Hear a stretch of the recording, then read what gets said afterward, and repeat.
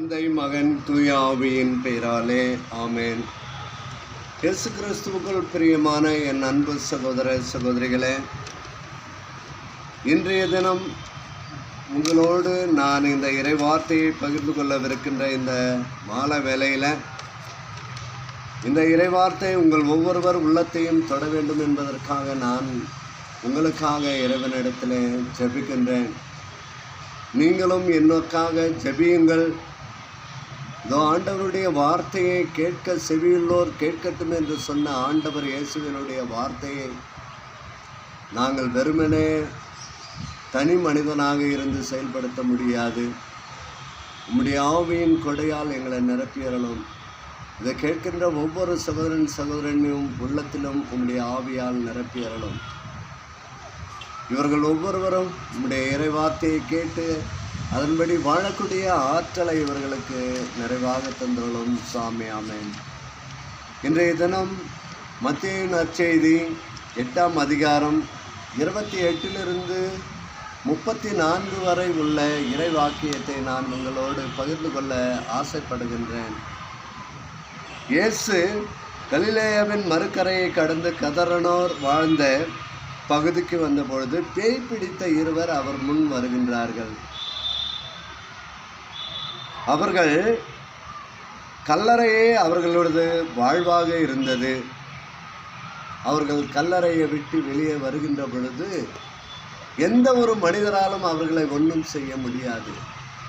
ஆனால் அந்த பேய்கள் ஆண்டவர் இயேசுவை யார் என்று தெரிந்து, நாசரேத்தூர் இயேசுவே, இறைமகனே, குறித்த காலம் வருவதற்கு முன் நீர் எங்களை வதைப்பதற்காகவா நீர் எங்கே வந்தாய் என்று அவரிடத்தில் கேட்கின்றார்கள்.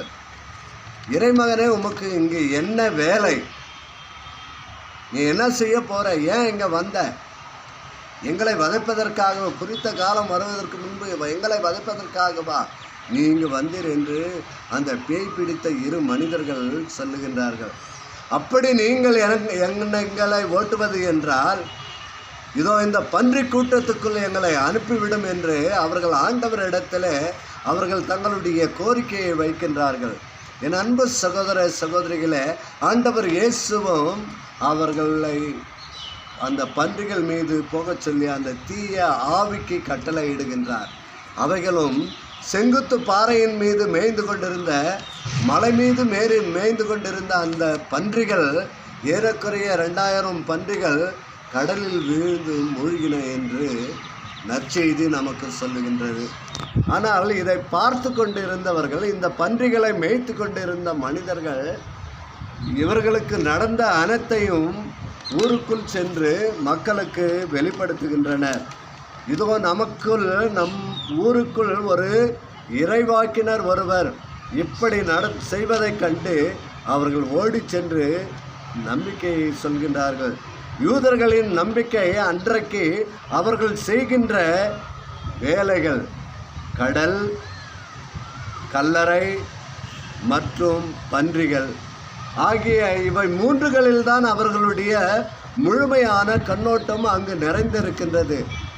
ஒன்று கடலில் போய் மீன் பிடிப்பாங்க, பன்றி மேய்ப்பார்கள், அல்லது கல்லறையே அவர்களுக்கு சொந்தமாக வைத்து கொள்வார்கள். இவை மட்டுமே தீய ஆவியல் உறைவிடமாக இருந்தது கருதப்பட்டது என்று சொன்னால் அது மிகையாகாது. இன்றைக்கு நாம் வாழுகின்ற இந்த சமுதாயத்திலும் ஆண்டவர் இயேசு 2000 ஆண்டுகளுக்கு முன்பு அந்த கதரோன் பகுதிக்கு சென்ற பொழுது அந்த ஊரிலே நடந்த நிகழ்வு இன்றைக்கு நம்மில் நடந்து கொண்டிருக்கின்றது. எத்தனை பிள்ளைகள் சொந்தங்களை விட்டு அநியாயமாக துரத்தப்பட்டு வீதிகளிலே சென்று கல்லறையே தஞ்சம் என வாழ்ந்து வந்த இந்த மனிதனை மீட்டு எடுத்து இயேசுவின் செயல் அவர்களுக்கு பெரிய மலைப்பை உண்டாக்கியது. இந்த இயேசு ஏன் இங்கு வந்து இப்படி செய்கின்றார்? அவர்களுடைய உள்ளங்களிலே ஆண்டவர் இயேசுவை பற்றிய நற்செய்தி அவர்களுக்கு தெரியவில்லை. ஆண்டவர் இயேசுவினுடைய வாழ்க்கையை பற்றி அவர்கள் தெரியவில்லை. ஆண்டவர் இயேசுவினுடைய அன்பை பற்றி அவர்கள் புரிந்து கொள்ளவில்லை. அவர்கள் உலகமே இந்த மூன்றில் தான் இருக்கின்றது: பன்றி, கல்லறை, கடல். அதனால் இவர்களை கல்லறையில் விட்டு வைத்த இவர்களை, இந்த பேய் பிடித்தவர்களை இவர் ஏன் குணமாக்க வேண்டும் என்று, அவரை இந்த ஊரிற்குள் வர வேண்டாம் என்று இயேசுவை அவர்கள் தடுத்து நிறுத்தி வெளியே அனுப்புகின்றார்கள். ஆண்டவருக்கு நன்றி சொல்ல கடமைப்பட்ட அவர்கள் அதற்கு பதிலாக இயேசுவை விரட்டி அடிக்கின்றார்கள். வருமானம் வரும் பன்றியை அவர்கள் நம்பி வாழ்ந்தார்கள். வாழ்வு தரும் ஆண்டவரின் பிரசன்னத்தை அவர்கள் தவிர்த்தார்கள். ஆகவே நம்மை ஆட்கொண்டுள்ளது ஆண்டவரின் அருளா அல்லது நமது தீய எண்ணங்களா? ஜாதி, ஆணவம், இறை மறுப்பு, போதை கலாச்சாரம் போன்ற தீய ஆவிகள் கொண்ட இந்த உலகமா? நாம் சிந்திப்போம், ஜெபிப்போமா? என் அன்பு சகோதர சகோதரிகளே, இதோ இந்த மாலை வேலையில் ஆண்டவர் இயேசுவினுடைய பிரசன்னத்தில் இருக்கின்ற உங்கள் ஒவ்வொருவருக்காகவும் நான் ஜெபிக்கின்றேன். இந்த கெதரோன் பகுதியில் ஆண்டவர் இயேசு உள்ளே நுழைந்த பொழுது அந்த பேய் பிடித்த இருவர்கள், ஆண்டவரை, நீர் எங்கே? கடவுளின் மகனை, நீர் எங்கே? எதற்கு வந்தாய்?